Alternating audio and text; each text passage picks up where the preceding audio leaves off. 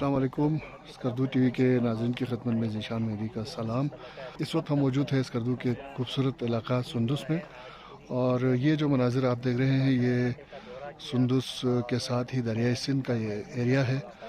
پچھلے کئی سالوں سے 2016 سے یہاں دریائی کٹاؤ کا سلسلہ جاری ہے، جو اس وقت بھی جاری ہے، اور حکومتی ادارے حکومت ہر دور کی جو صوبائی حکومتیں ہیں انہوں نے ہر دفعہ سیاسی اعلانات کیے، لیکن اس مسئلے کو ٹھیک سے دیکھا نہیں. یہ ہم آپ کو دکھاتے ہیں کہ اس وقت بھی یہ کٹاؤ کا سلسلہ جاری ہے، اور مقامی لوگوں کے مطابق ہزاروں کنال اراضی، زیر کاشت اراضی دریائی کٹاؤ کی زد میں آ چکی ہے، اور اربوں روپے کا نقصان ہو چکا ہے. یہاں پہ باغات تھے اور درختان کی بڑی تعداد تھی، وہ سب اب بالکل ہی نابود ہو چکے ہیں، اور یہ علاقہ مسلسل ویران ہوتا جا رہا ہے. صحافیوں کا ایک وفد ہے پریس کلب اسکردو کے جو اس وقت یہاں موجود ہے. ہم ان سے بھی بات کرتے ہیں اور مقامی لوگوں سے بات کرتے ہیں کہ کتنا یہاں پہ نقصان ہو چکا ہے اور اس کے لیے کیا اقدامات کیے جا رہے ہیں. ہمارے ساتھ اس وقت حسن حسرت صاحب موجود ہیں، جانی پہچانی شخصیت ہیں، اور ادب کے حوالے سے اور ہسٹری کے حوالے سے، اور ساتھ ہی ان کا تعلق اسی علاقے سے ہے. ہم ان سے بات کرتے ہیں. ہم دریائے سندھ کے کنارے اس وقت کھڑے ہیں. یہ دریائے سندھ اور دریائے شگر کا سنگم بھی اسی جگہ پر ہے.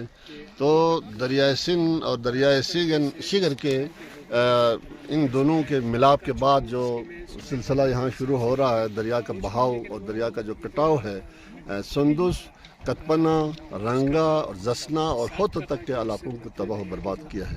اس وقت ہم جس باغ میں کھڑے ہیں آپ خود دیکھ رہے ہیں، اس باغ کا نصف سے زیادہ حصہ آپ یہ کٹ چکا ہے. اس کے علاوہ یہ آپ دیکھ رہے ہیں آگے، آپ کیمرے کی آنکھ سے آپ دیکھ رہے ہیں جو ریت کا میدان نظر آ رہا ہے، یہ پانی ادھر سے جا رہا تھا اس وقت پہلے سے. یہ 3 سال پہلے کی بات ہے. ان 3 سالوں کے اندر اس علاقے میں ہزاروں کنال زمین دریا برد ہو چکی ہیں، اور 60,000 سے زیادہ بڑے بڑے درخت یہاں کٹ چکے ہیں. لوگ تباہ و برباد ہو چکے ہیں. لیکن جن اداروں کو اس معاملے کی طرف توجہ دینی چاہیے تھی وہ توجہ ابھی تک نہیں دی گئی ہے. جیسا کہ national disaster and risk fund, یہ بہت بڑا ادارہ ہے، پورے ملک کی سطح پہ کام کرتا ہے یہ ادارہ. یہاں پروجیکٹ انہوں نے شروع کیا، اس کے لیے کاغذی کارروائی تو شروع کی ہوئی ہے. پچھلے 3 سالوں سے یہ بات چل رہی ہے. اور اس کے ساتھ ساتھ جی پاکستان پاورٹی فنڈ، یہ ایک ادارہ ہے، انہوں نے بھی اس میں شیئر ڈالنا تھا. اور پھر یہ ماؤنٹین گلیشیئر ایک ادارہ ہے، پرائیویٹ ادارہ ہے، وہ NGO ہے جو عائشہ خان اس کو لیڈ کرتی ہے، میڈم عائشہ خان. تو ان کے ذریعے اس کو ٹینڈر کرنا تھا. لیکن ابھی تک گزشتہ 3 سالوں کے اندر اتنے ٹیمیں آ چکی ہے، اس کی سروے ہو چکی ہے، اس کی فیزیبلٹی رپورٹ ہو چکی ہے، نقشے بن چکے ہیں. سب کچھ ہونے کے باوجود یہاں ابھی تک عملی طور پر کوئی 1 پیسے کا کام نہیں ہوا ہے، جس سے یہاں کے لوگ ابھی اتنے دل برداشتہ ہو چکے ہیں، اتنے ڈسکریج ہو چکے ہیں. آپ یہ دیکھ رہے ہیں نیچے، آپ کتنا علاقہ ہے، یہاں ہزاروں کنال زمین دریا برد ہو چکے ہیں. کچھ لوگ تو بالکل ہی ختم ہو چکے ہیں یہاں سے، وہ بالکل ہی زمینوں سے ہاتھ دھو بیٹھے ہوئے ہیں. اور یہ سلسلہ اگر جاری رہا، اس پہ کوئی کام بروقت نہیں ہوا، تو اگلے 2-3 سالوں کے اندر آپ دیکھ رہے ہیں یہاں سے سندس گاؤں پورا، کتپنا گاؤں، رنگا گاؤں، زسنا گاؤں، ہوتو گاؤں، یہاں تک کہ گمبس کر دو اور کر دو انٹرنیشنل ایئرپورٹ تک اس دریا کے کٹاؤ کے زد میں آئے گا. اور پھر کوئی چارہ نہیں ہوگا، گورنمنٹ کے ہاتھ سے جب نکل جائے گا. یہاں بہترین جگہ ہے، ابھی تک یہ بند باندھنے کے لیے جگہ موجود ہے. اگر یہ مزید اس طرف کٹاؤ ہونے کے بعد پھر گورنمنٹ کے بس کی بات نہیں ہے. ابھی کئی جگہوں پر ایسا کام کر بھی نہیں سکتے ہیں. تو ہماری ریکویسٹ ہے جو ادارے ان کے فرائض ہے، وہ اپنے فرائض منصبی کو جان کے اس پہ کام کرنے کے لیے اپنا رول ادا کریں، انسانیت کی بنیاد پر اس علاقے کے لوگوں کی مشکلات کے ناطے. اور پھر آنے والے وقتوں میں جو آبادیاں اس کی زد میں آنے والی ہیں، اور اسکردو انٹرنیشنل ایئرپورٹ جو اس کی زد میں آنے والا ہے، تو ان کو مد نظر رکھ کر وہ اپنے فرائض فوری طور پر نبھانے کی کوشش کریں، کیونکہ اس کے لیے ایک سیزن ہے، اس وقت کام کرنے کا سیزن ہے یہاں. پھر جب دریا طغیانی پہ ہوتا ہے تو اس وقت تو کام کر بھی نہیں سکتے ہیں، کوئی چارہ نہیں ہوتا ہے. تو یہاں ابھی اکتوبر سے لے کر مئی تک یہاں کام کرنے کا سیزن ہے. اس دوران کام ہوا تو ہوا، نہیں تو جس طرح تیزی کے ساتھ یہ علاقہ اس دریا کے کٹاؤ کی زد میں ہے، اگلے سال مزید کٹاؤ کے زد میں آنے کا خطرہ ہے. بہت شکریہ. ہمارے ساتھ موجود تھے جناب محمد حسن حسرت صاحب، جو کہ ہسٹری رائٹنگ کے حوالے سے ان کا بہت بڑا نام ہے، ادب اور ثقافت کے حوالے سے، ادب کے حوالے سے. حاجی منظور صاحب بھی اپنے چینل کے لیے اس وقت ریکارڈنگ کر رہے ہیں. اس وقت پریس کلب اسکردو کے ممبران یہاں پر موجود ہیں. مقامی جو متاثرین ہیں وہ بھی موجود ہیں. اسلم سہر صاحب، حاجی بشیر صاحب سے اس وقت گفتگو ان کی جاری ہے. پریس کلب کے صدر قاسم نسیم صاحب اور دیگر جرنلسٹ جو ہیں وہ بھی ان معاملات پہ بات کر رہے ہیں. حاجی صاحب سے ہم بات کرتے ہیں. یہاں پہ جو دریائی کٹاؤ کی زد میں جن لوگوں کی زمینیں آئی ہیں ان میں حاجی صاحب بھی شامل ہیں، اور ان کی بڑی زمینیں دریائی کٹاؤ کی زد میں ہیں. حاجی صاحب بتائیں، یہ سلسلہ کب سے شروع ہوا اور اب تک کتنا نقصان ہو چکا ہے؟ سر یہ کٹاؤ تقریباً 5 سالوں سے جاری ہے. اب تک کوئی 5000 کنال زمین 3000 کنال زمین دریا برد ہو چکی ہے، اور کوئی تقریباً 5 لاکھ درختان اس میں ضائع ہو چکے ہیں. اس میں تقریباً کچھ ایسے لوگ ہیں، کوئی 10-12 نفر، جن کی بالکل ہی زمینیں مکمل ختم ہو گئی ہیں. ان کے پاس اور کچھ بھی نہیں ہے، ان کی مکمل زمینیں ختم ہو گئی ہے. اور اس متاثرہ علاقے میں تقریباً 150 سے 200 لوگ متاثر ہو رہے ہیں، جو زمینیں کٹ رہی ہے ابھی 1-2 سالوں میں ہمارے گھروں تک پہنچنے والی ہے. تو پھر یہ پورے گاؤں کتپنا سندس تقریباً 300-350 چولہے سندس کے اور 250-300 چولہے کتپنا کے، یہ پورا علاقہ اس کے زد میں آ رہا ہے. یہ اگر یہی کٹاؤ جاری رہے تو 3-4 سالوں میں یہ ہمارا علاقہ مکمل ختم ہونے کا ہمیں خدشہ ہے. اچھا جی، جگہ ہم بیٹھے ہیں. حاجی صاحب، یہ لگتا ہے کہ یہ پہلے فصلیں یہاں پہ آپ اگاتے تھے اور درخت بھی ہم دیکھ رہے ہیں، باغات غالباً تھے، تو کس طرح کی زمین تھی یہ؟ سر، یہ زمین دریا کی جو زمین ہے، یہ تو پورے پاکستان میں آپ کو پتہ ہے سب سے زرخیز زمین ہوتی ہے. ہماری تو سارے تقریباً لوگوں کی اب جو ذرائع معاش تھا سارے انہی زمینوں پہ تھا. اب یہ جو زمینیں ہیں ہماری اوپر والی زمینوں سے یہ زمین بہت زرخیز زمین تھی. بس بدقسمتی ہے کہ یہ تقریباً ختم ہونے والی ہے. صحیح. حکومت یا ذمہ دار اداروں کی طرف سے اب تک کیا کام ہو چکا ہے اس علاقے میں؟ سر، یہاں گورنمنٹ کی طرف سے تو کچھ بھی نہیں ہوا ہے. نگران گورنمنٹ تھی، انہوں نے ایک دفعہ وزٹ کیا وزیر اعلیٰ صاحب کے ساتھ، یاسین صاحب تھے انہوں نے. اس کے بعد تھوڑا سا اس میڈیا پہ آگے پیچھے زور لگے تھے، لیکن اس کے بعد PPF اور یہ NDRMF جو NGO ہیں وفاق کے، انہوں نے کہا یہ کام ہم کریں گے. تو ہم نے اب تک گورنمنٹ سے بھی یہ ریکویسٹ نہیں کیا، کیونکہ یہ بہت بڑا پروجیکٹ تھا. تو یہ 2 NGOs ابھی 3 سال ہو گئے، کبھی کہہ رہے کہ ہمیں سروے کا مسئلہ تھا، کبھی اور کچھ بہانے بنا رہے تھے. نسپاک نے انہوں نے ان کو کنسلٹنسی دی ہوئی تھی، انہوں نے سروے بھی کر کے اس کے ڈیزائن بھی فائنل ہو چکی ہیں. لیکن ابھی تک کوئی سمجھ نہیں آ رہا ہے کہ یہ کام کیوں رکا ہوا ہے. یہ 2 سالوں سے یہ کہہ رہے کہ ہم نومبر-دسمبر میں کام سٹارٹ کریں گے، یہ کہتے ہوئے کوئی 2 سال گزر گئے. ان کے انتظار میں ہماری تقریباً 200 سے 300 فٹ دریا اس سائڈ پہ آ چکی ہے. یہی اسی انتظار میں ہم ابھی انہیں سے یہی ریکویسٹ کرتے ہیں کہ ہمیں اس اندھیرے میں نہ رکھا جائے. اگر آپ یہ کام کرنا ہے تو ہمیں بتا دیں، نہیں کرنا ہے تو ہمیں یہ بتا دیں، تو ہم اپنی گورنمنٹ سے بھی کچھ نہ کچھ کام کروا لیتے ہیں. شکریہ سر آپ کا. تھینک یو، بہت شکریہ حاجی صاحب. اور حاجی صاحب نے تفصیل سے بتایا کہ یہ کس طرح کا علاقہ تھا اور کتنا نقصان ہو چکا ہے. تو یقیناً یہ بہت بڑا مسئلہ ہے. اور سندس کے حوالے سے ہم آپ کو بتائیں کہ یہ تاریخی حوالے سے بھی سندس کی اہمیت ہے، اور جنگ آزادی میں بھی، اور اس کے علاوہ بھی اس علاقے کی بڑی حیثیت ہے. حسرت صاحب سے یہ سوال ہم پوچھنا بھول گئے تھے، دوبارہ حسرت صاحب کے پاس چلتے ہیں. سر، آپ کو زحمت دے رہا ہوں. یہ میرا گاؤں ہمارے لیے یہ اعزاز ہے، ہمارے لیے یہ فخر کی بات ہے کہ جنگ آزادی کی تحریک یہیں سے شروع ہوئی ہے، اور پھر جنگ آزادی کا ہیڈ کوارٹر یہی گاؤں رہا ہے. یہاں کے لوگوں نے جنگ آزادی کے دوران، اگرچہ بلتستان کے ہر گاؤں نے اپنے اپنے طور پر قربانیاں دی ہیں اپنی جگہ، لیکن ہمارے لوگوں نے جو قربانیاں دی ہیں وہ سب کو معلوم ہے، تاریخ کا حصہ ہے. یہاں کے لوگوں نے اپنی جان، مال، دولت سب کچھ نچھاور کر دی ہے، چونکہ ہیڈ کوارٹر ہونے کے ناطے. یہاں تک کہ یہاں سے بوڑھے बुज़ुर्गों और ख़वातीन को दरिया पार करके क्वार्डो में रखा है 6 महीने के लिए। यहाँ सिर्फ जवान लोग रहे और घर में आटा, अच्छा जनाब वाली घी, मुर्गी, बकरे, जो कुछ भी था वो सब कुछ हमारे जो जंग आज़ादी के मुजाहिदीन हैं उनके लिए पेश करके यहाँ हेडक्वार्टर कायम करके और दुश्मन को यहाँ से भगाने में जो रोल अदा किया है।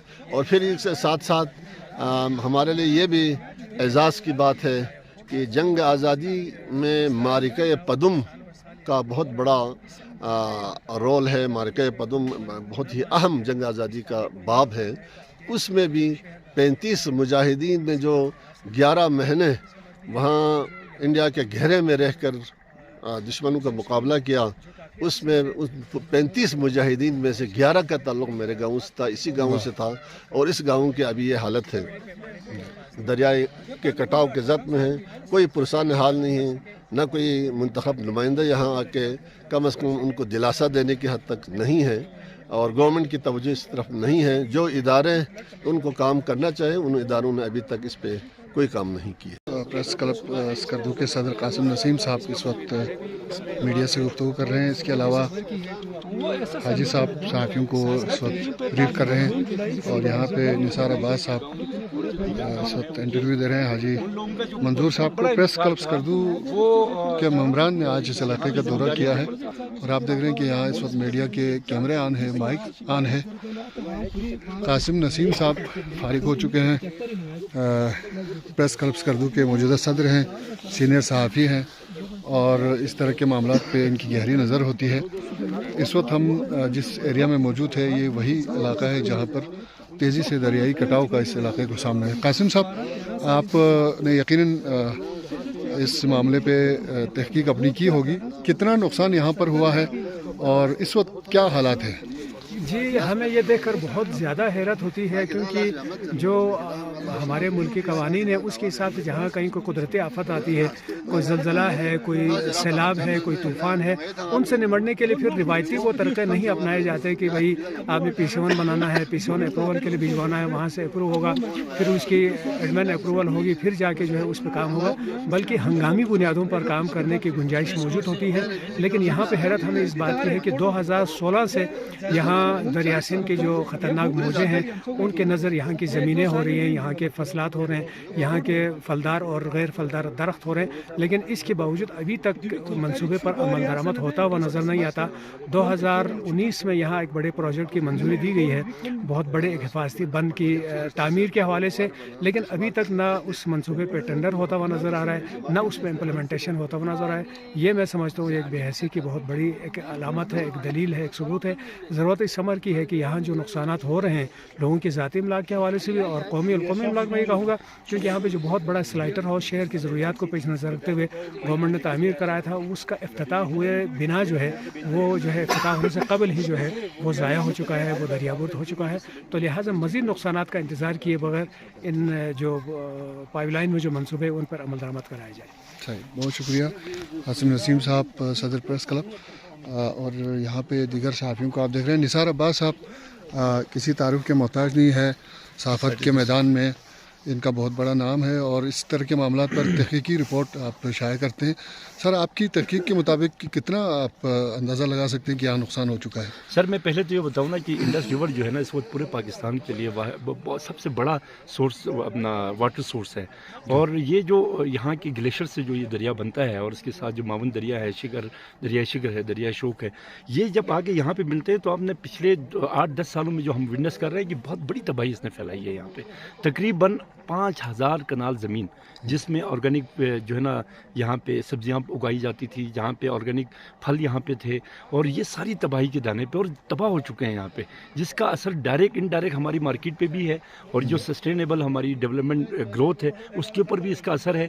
और जो लोग बेघर हो गए हैं, मैं ये जान के मुझे बहुत अफसोस हो गया, तकरीबन 1 दर्जन से ज़ायद ऐसे लोग हैं जो खुशहाल थे, जिनके पास 20-20 एकड़ ज़मीन इसी एरिया में थी जहाँ पे अभी दरिया बह रहा है। इसी एरिया में आज से 3 साल पहले उनके पास 20 एकड़ ज़मीन थी और आज उनके पास एक कनाल ज़मीन भी नहीं है, ज़मीनें उनकी ख़त्म हो चुकी हैं। कुछ लोग तो ऐसे भी हैं जिनके घर भी दरियाबुर्द हो चुके हैं। लेकिन इन 5000 कनाल ज़मीन के जो लोग खो चुके हैं, उसके साथ अब आप देखें, अफसोस इस बात का होता है कि गवर्नमेंट जो है, जिसकी बुनियादी ज़िम्मेदारी है कि लोगों को हर तरह की जो मसाइल उससे महफूज रखना। दरियाई कटाव एक बहुत बड़ा इशू बन चुका है। पिछले 5-6 साल में बेतहाशा इसने तबाही मचाई है। ख़ास तौर पे 2010 का जो सुपर फ्लड आया था, उसके बाद से लगातार दरिया अपना रुख तब्दील कर रहा है। तो यहाँ पे फौरी तौर पर जो है इक़दाम करने की ज़रूरत है, फ्लड कमीशन को काम करने की ज़रूरत है। उसके बाद देखें, इस वक्त जो दरिया, जिस ज़मीन पे हम बैठे हैं, ये 1-2 दिन की ज़मीन, ये खेत नहीं बने हुए, इसमें सदियाँ लग चुकी हैं, लोगों का खून पसीना इसमें है। और ये अब आहिस्ता अगले 2-3 साल में अगर यहाँ पे काम ना हुआ तो देखेंगे आप अगले साल ये 200 फुट 300 फुट अंदर जा रहा है, तो ये भी चली जाएगी, ये ज़मीनें भी। अच्छा, इसी तरह मैं आपकी बात काट रहा हूँ, ये दरिया जैसे अभी हमें नज़र आ रहा है, यहाँ से सीधे नहीं जा रहा, बल्कि ये थोड़ा सा इसका रुख चेंज हो जाता है। अगर ये कटाव का सिलसिला जारी रहा तो ये यकीनन सीधा इसका रास्ता बनेगा। तो आगे कौन कौन से इलाके हैं जिनको नुकसान पहुंच सकता है? जसना का इलाका है, कतपना का इलाका है, और सबसे बड़ी बात, जो सबसे बड़ी इंस्टॉलेशन हमारी एयरपोर्ट का जो एरिया किनारा है, वो भी इसी से लगता है। सही। तो आगे चल के अगर फौरी तौर पर यहाँ पे बांधा गया तो आगे 5-6 किलोमीटर जाने के बाद जो है वो एयरपोर्ट का एरिया आता है, उसको भी खतरा हो सकता है। लेकिन ओवरऑल इस वक्त देखें, हमारी इकोनॉमी का बेस जो है वो आपकी ज़मींदारी है। इस जो ज़्यादा तादाद में जो लोग वाबस्ता हैं इससे, और ये वो इलाका था जहाँ पे ऑफ सीजन में भी सब्जियाँ जाती थी, ज़रखेज़ इलाका है। अब यहाँ पे इससे हमारी जो ओवरऑल इकोनॉमी है ना, उसको बहुत ज़्यादा डिस्टर्ब हो चुकी है, तबाह हो चुकी है। तो फौरी तौर पर इस पे तवज्जो देने की ज़रूरत है, और जो मज़ीद ज़मीन जो बच गई है उसको महफूज करने की फौरी ज़रूरत है। तो इस पर ये मुमकिन नहीं है कि सूबाई हुकूमत के पास जो हमारे फंड है गिलगित बल्तिस्तान के, उससे तो इस तरह बड़े मेगा प्रोजेक्ट्स नहीं हो सकते।